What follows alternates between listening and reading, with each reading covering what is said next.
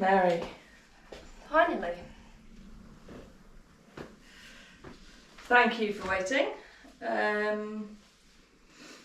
do want to remind you you're not currently under arrest. You are free to leave at any time. But we just need to ask you a few questions under caution, and hopefully, though, your answers are going to help us find your husband.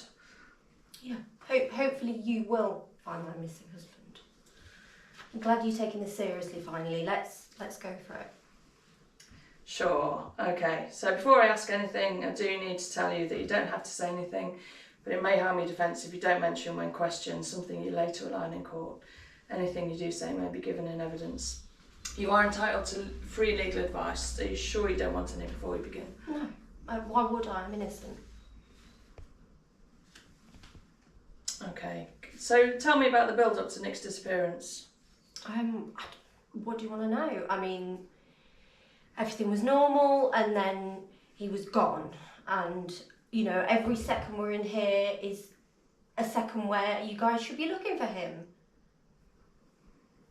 So when did you actually last see Nick? As I've already said, it was the morning of the 29th. I went out for my normal morning stroll. I came back, the house was a mess and he'd gone, and that's when I called you guys. Okay, you've got some cameras that cover the front and back doors to the property. We haven't seen the footage yet. Can we have access to that, please? I've already checked them both, obviously. Annoyingly, the camera at the front had actually broken a few months ago. I mean, we should have got it fixed, but obviously you'd never think anything like this is going to happen. So yeah, there's nothing. Is that the door that Nick uses? Yeah, the front door. I mean, there's one at the back, and I checked that, and he's not there. Oh, so I would have given it to you straight away. Okay. Describe your relationship. How was that? Fine. How's yours? We were called to your address fairly recently, following a domestic incident between you and Nick. Tell me more about that. Well, we had the odd tiff, like any other relationship, and I mean, the only reason you guys were called was the neighbours. Our nightmare neighbours. They're complete idiots and they've got it in for us. Have you talked to them? They made the report on the day, and it's not really normal for police to have to intervene in your marriage. Move on.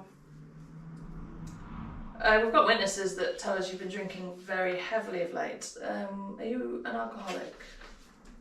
Well, to me, a definition of an alcoholic is you drink more than your doctor. And I've seen Dr. Ladd be carried paralytically out of the pub many an evening. So I think I'm okay. Okay. Are you having extramarital relations with anyone? Excuse me? What kind of question is that? Is that a no? No. Of course not. What do you know about a man called Rudy Rainder? No idea. Doesn't ring a bell. What about Mary Olsen? Who's she? Look, this is not helping anybody. Can you just go and find my husband already? Okay, I'm going to show you an exhibit, CJT1, which is a CCTV image of a woman that we believe is you. Can you confirm that's you and tell us why you're using a false name? Yes, that's me, and that's not a false name. That's my maiden name. Please, can we just be serious about this?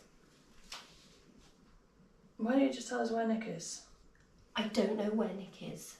Why aren't you out there trying to find him? It's going to be a lot easier if you just tell us where he is. What have you done with him?